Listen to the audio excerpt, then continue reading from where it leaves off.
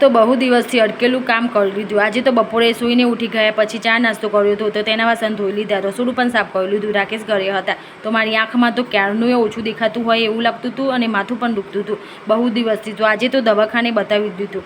મને દવાખાનાનું નામ પાડીને કંઈ થવા લાગે છે, પણ તપાસ કરાવી તો નંબરના લીધે દુખે છે.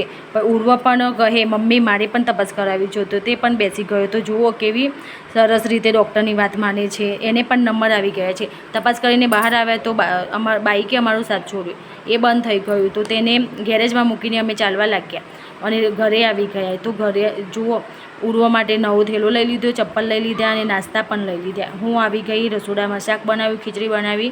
પછી આજે તો શુક્રવાર હતો, લક્ષ્મી માતાનું તો નાહીને પૂજા વિધિ કરી, ચોપડી વાંચી, પાઠ કર્યો, આરતી ઉતારી. લક્ષ્મી માતાની વાર્તા આરતી કર્યા પછી મન શાંત થઈ જાય છે.